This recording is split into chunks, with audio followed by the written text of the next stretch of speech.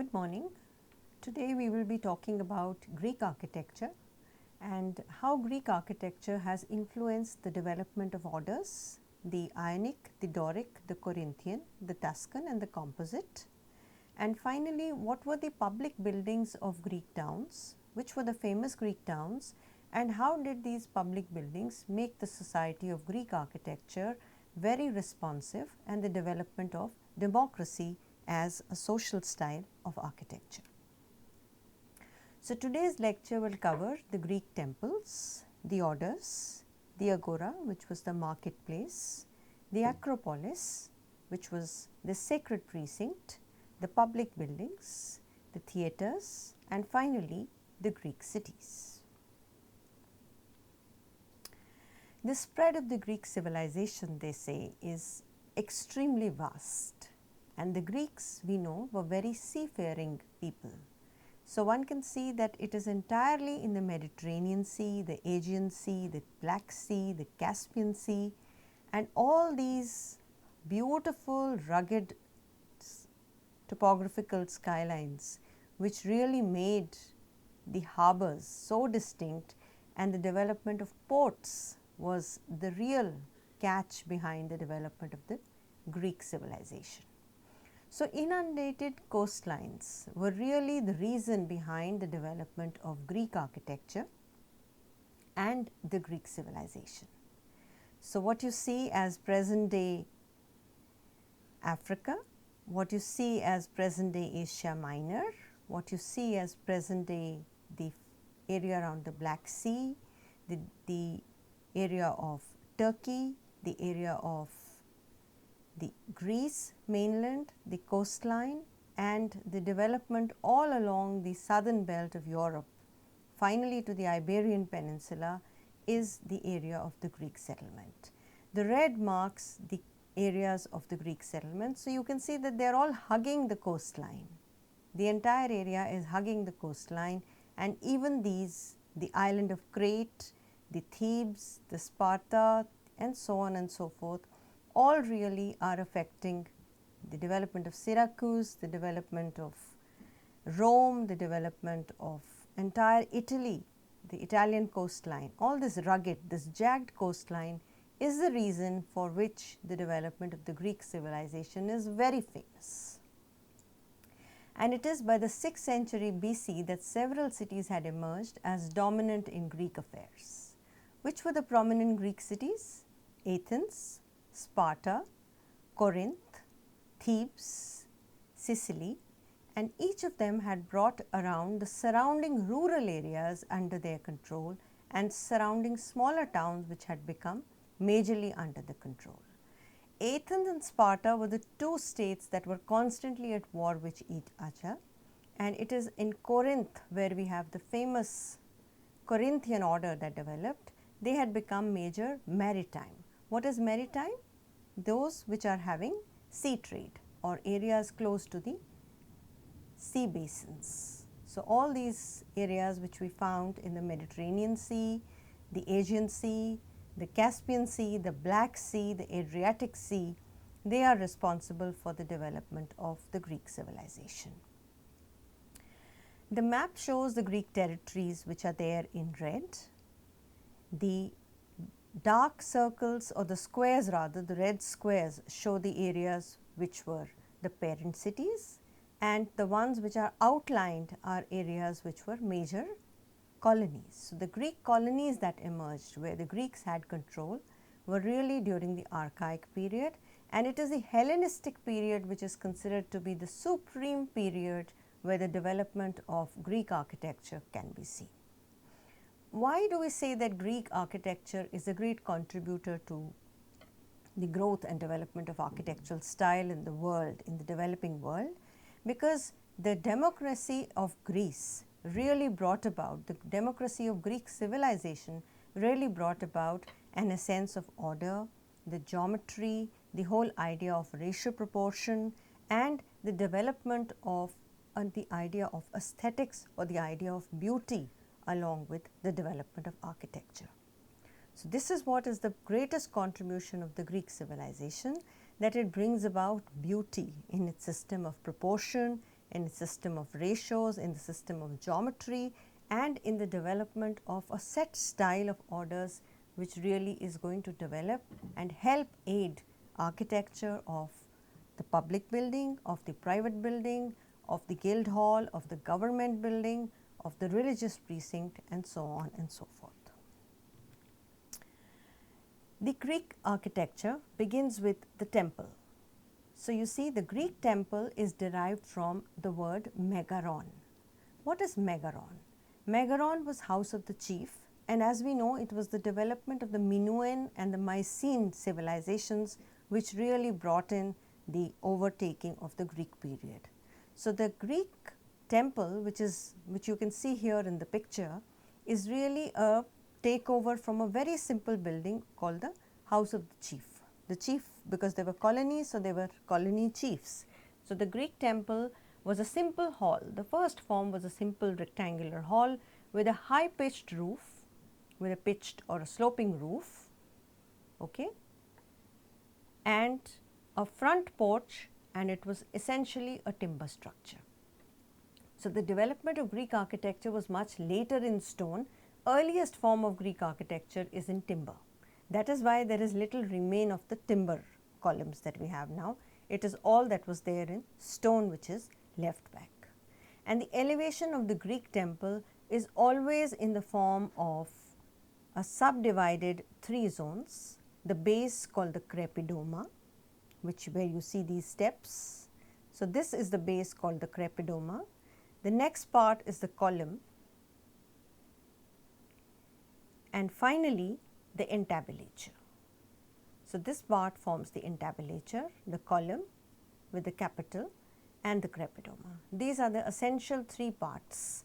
Further, the entablature consists of the tympanum, the cyma, the frieze, the architrave, whereas the column comprises of a base, a flute and a capital, and part of the tympanum here consists of the metope and consists of the triglyph, which I will explain in subsequent slides. So, this was the simplest form of a Greek temple. Imagine just a hut-like structure with a colonnade in front, which is forming the portico or the porch, and all made in timber, because that was the local material that was available to the Egyptians, to the Mycenaeans, to the Minoans, because that was what was available locally.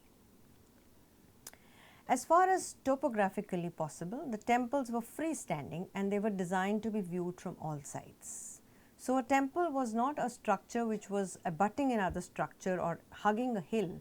It was topographically placed, and it was meant to be designed with consideration not for the surroundings, but they were meant to be idioms in their own self, and they formed autonomous structures. So, they were independent. So, their own geometry was very important. And here what you see is the temple of Hera in Segesta. So, again you see the freestanding columns, the colonnade here in front, then you see this as the upper floor, and then you see that as the pitched roof. The Acropolis at Athens is what you see in the picture. So, what was the Acropolis? It was the sacred precinct, because the temple was largely the most sacred place, or the place of worship, the house of worship for the Greeks. A major difference between the Roman temples, which were part of an urban area, as compared to the Greek temples. The Greek temples were always sited on a strategic high point vis-a-vis the rest of the city. So, the Acropolis at Athens is always on a high ground. So, the Acropolis meant the sacred precinct which overlooks the rest of the city, and it was basically meant also to keep an eye and to guard the city below. The idea of beauty, especially to the house of the god or the goddess, was the reason behind the development of the Greek orders, which were based on a system of geometry, proportions and ratios of the Greeks. So, why did this idea of beauty come in? Because they wanted to beautify the god and the goddess. So, whosoever's temple it was, whether it was the temple of Zeus, the temple of Pluto, the temple of Hera, the temple of any, you name it, it had to be so beautiful, and that is what brought about the idea of order. Order meant that it was a formula, it was a practice that you had to carry forth in all the types of columns that you were designing, so that there was this beauty that was sustained throughout the structure. So, when we come to the order, we need to define what are these classical orders. It was a system of rules and regulations. It is one of the ancient styles of classical architecture, each distinguished by the proportions and the characteristic profile and detail, and most readily recognizable by the type of column employed. So, the minute you look at a building, minute you look at the Acropolis at Athens, you know that it is nothing but easily identified as the Doric order, the Ionic order, the Corinthian order. The later development was that of the Corinthian order, where we were using the abacus leaves for ornamentation, for embellishment, for decoration. But the three ancient orders of architecture are the Doric, the Ionic, and the Corinthian. All three originated in the Greek civilizations, in Greece and around Greece. To these orders, the Romans added the Tuscan, which they made simpler than the Doric, and the composite, which was more ornamental than the Corinthian. So, if we have to place them in order of their complication or in the order of their how they became much more ornamented, then we have to begin with the Tuscan, the Doric, the Ionic, the Corinthian, and finally the composite. So, the earliest constructions that we know, they were carried out in timber, and later on the timber columns were replaced by the stone ones. The stone ones were nothing but drum-like pieces which were mounted one on top of the other. Naturally, because to build such a high thing was not easily possible and the availability of stone was not so. So, what they did was they actually added these bars in diminishing length and diameter, which was basically stone slabs laid as drums one on top of the other to form the orders. Okay? And this colonnade around the front part was having this real temple or the structure behind, and inside was the deity or the goddess that was being worshipped. Again you have this pediment which is there, and you have the entablature, which is the link between the column, the crepidoma, and finally the pediment. So, here you have the entablature, and then in the access you could have a ramp, you could have a series of stairs, and so on and so forth. The order of a classical building. Why do we say that the Roman orders are poetic? Why do we say they are music, they are frozen music? Because the classical building is akin to the mode or key of classical music, the grammar or rhetoric of a written composition. So, like music which has certain notes, which have certain modules, which repeats itself in a certain manner in a harmonic proportion, similarly the orders are also having a relationship to each other.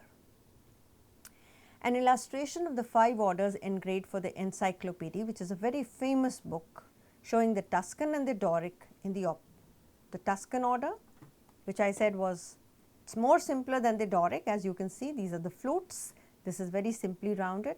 The Ionic, where you have the volutes coming in, and of course you have the flutes. Then you have the Corinthian, which is again part of the Greek orders, and the composite, which is really more complicated and ornamental than the Corinthian. So, in all we have 5 orders between the Roman and the Greek, but only for the Greek period we have the Doric, we have the Ionic, and we have the Corinthian. The addition of the Tuscan and the composition are part of the Roman civilization.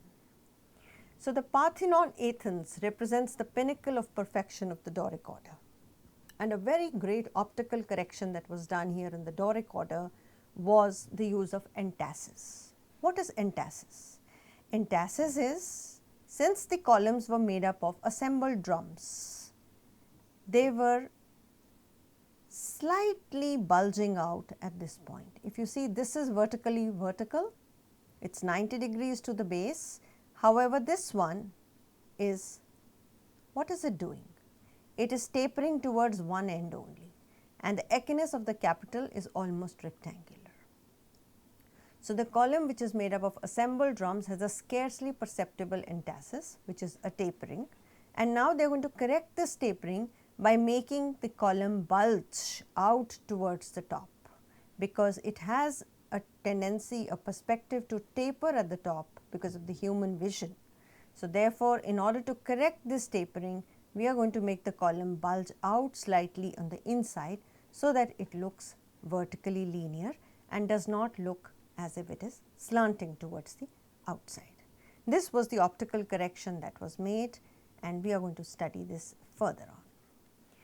Now, how did they develop the formula? The Doric order can be described as 7 diameters high. D is 7D.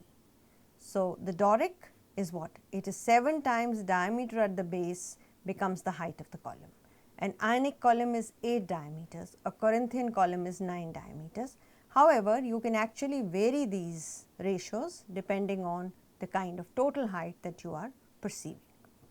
But the tendency is to keep increasing the slimness between the orders. Sometimes we also say lower diameters high. Okay. So, if the lower diameter is more, it is going to go higher. Okay. Both the Doric and the Ionic order appear to have been originated in wood, naturally, because wood was the earliest system. The temple of Hera in Olympia is the oldest well preserved temple of Doric order. It was built just after 600 BC. The Doric orders later spread across Greek and into Sicily, where it was the chief order for monumental architecture for 800 years. So, compared to the houses in the residential architecture, it is the temple architecture, the religious architecture of the Greek period, which is full of these embellishments and the use of system of proportions and skills. Okay. Now, since it was the Doric order was the simplest order, it was an order where the column was without a base, and the height was sometimes 4 to 8 times the diameter. The shaft of the Doric order had 20 flutes. So, what are these? These vertical inundations are called flutes. The capital, consisting of a necking, is of a symmetrical form. The echinus is convex and the abacus is square, right here. The frieze of the Doric entablature is divided into triglyphs and metops. So, this is the frieze. What is a triglyph? It is these 3 vertical divisions, 3 vertical bands separated by grooves, and the metope contains carved or reliefs between 2 triglyphs. So, you have vertical 3 grooves, then you have a metope, then you have the 3 grooves, and so on and so forth. The Greek form of the Doric order comes without an individual base. The forms of the Doric order are placed directly on the stylobate. So, as you can see here, this is now the development of the Ionic order. It comes from eastern Greece, and immediately you find a change in this. Both the top and the bottom of the column or the order are having a base. So, there is a shaft to the capital, there is a base to the capital, and there is a top to the capital. It is distinguished by slender fluted pillars with a large base and 2 opposed volutes. Look at these are the volutes, 2 opposed volutes.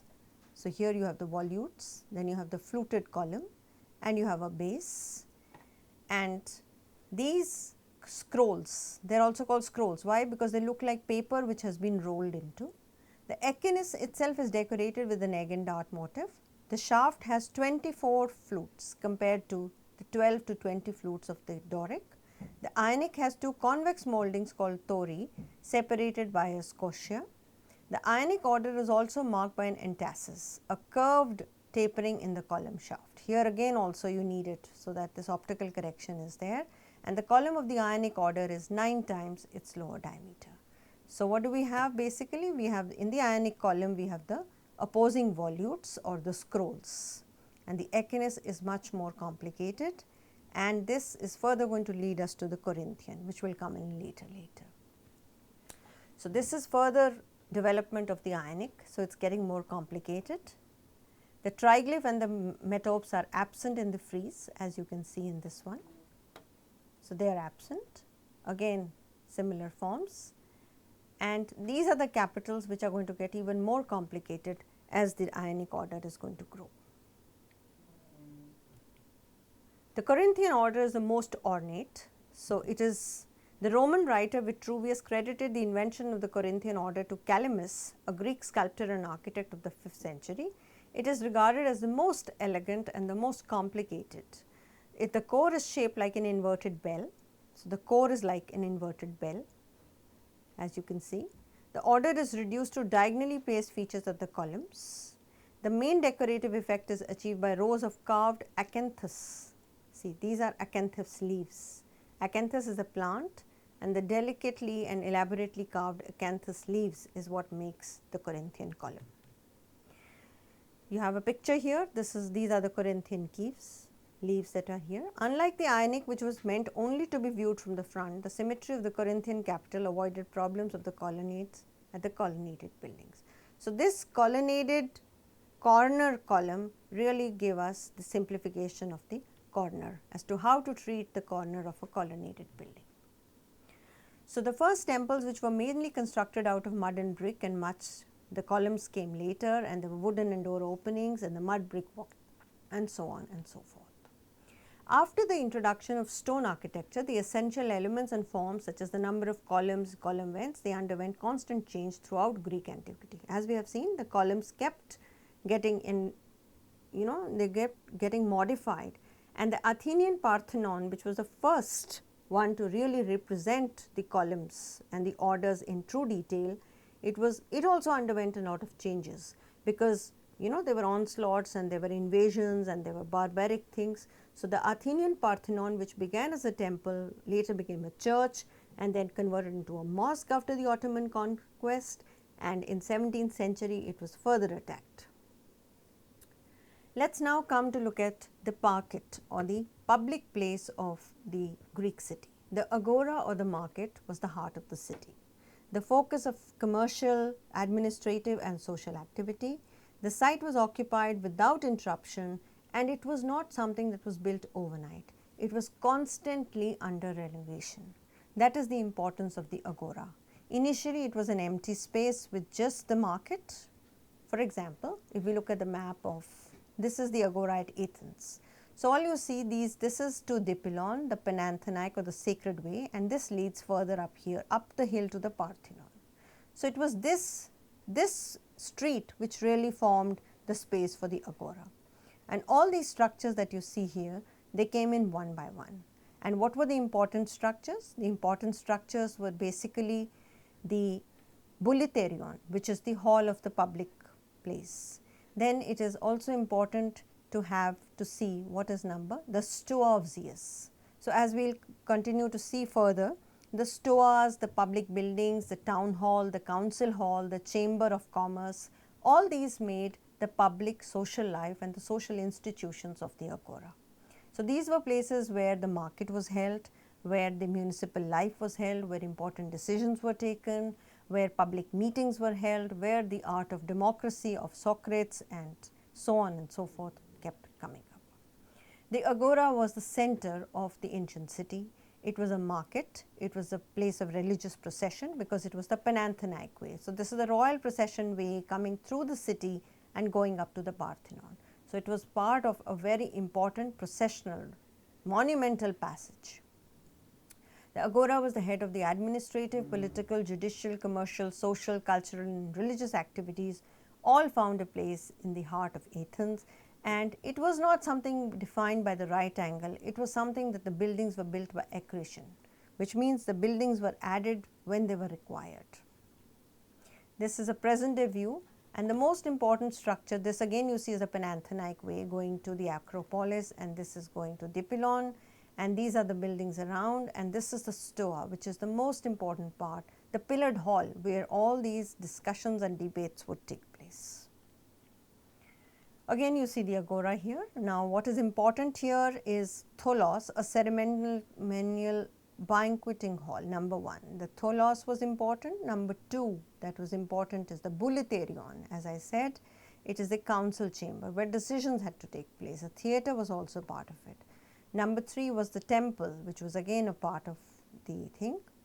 Number 4, which we see, is the unidentified but a Hellenistic, the metroon or the public archive building, and number 5 is a Hellenistic building. But more importantly, as I showed you in the slide earlier to this, is the stoa of Zeus.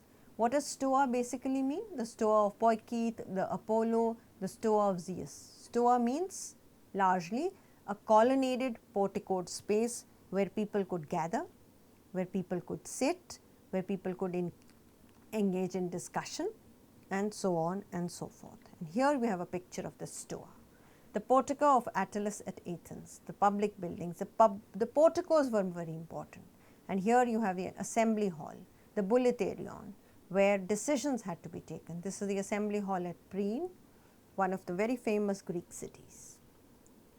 Long stoas, the Stoa of Attalos. So this is the agora, and here you have a picture of the Stoa of Attalos. What was the Stoa meant to do? Large shaded walkways, because you see the maritime climate was very good and a lot of breeze was invited. So you really did not have to have enclosed halls, but you needed these colonnaded space so that you could have the wind blowing through. The maritime breeze could be enjoyed, yet you were shaded from the harsh summer sun, or suddenly there could be winter rain.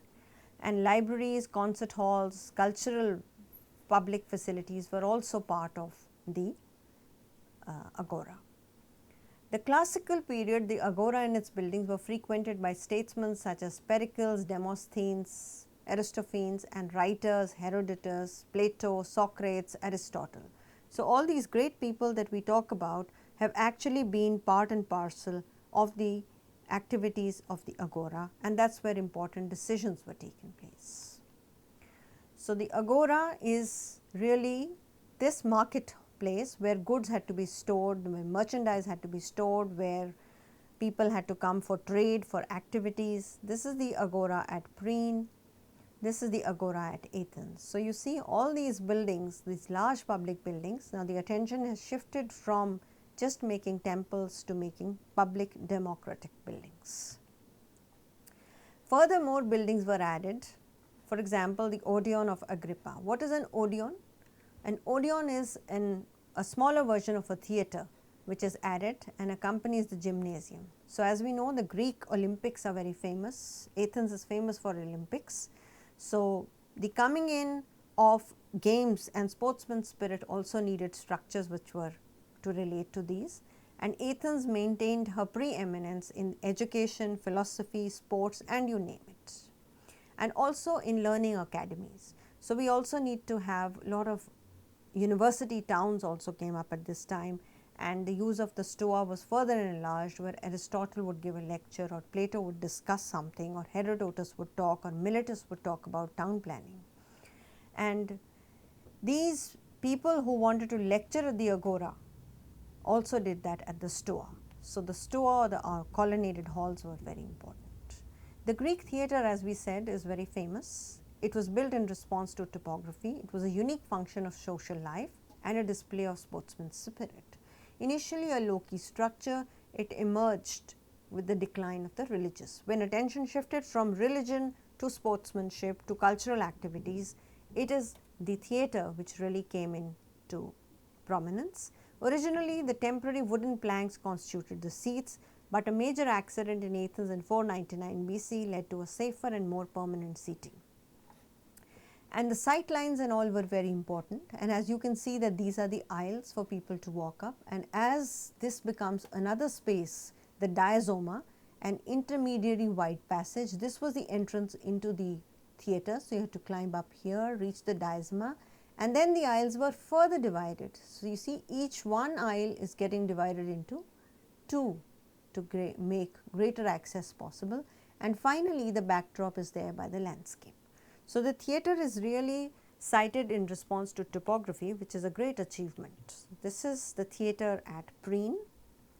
So again you see how the whole place is arranged. You see the theatre at Epidaurus. This is the present day picture, and you can actually see it has been built out of the mountain slope. So it is topographically sited. And this is the theatre and temple of Apollo in the mountainous country at Delphi. Delphi was also a very important city. And again the rise of, this is the temple of Apollo, so the location of the temple vis-a-vis the location of the theatre. The Greek theatre was initially built near sanctuaries, and later on there were huge theatres and they could house as many as 20,000. The Pergamon theatre housed almost 20,000 people.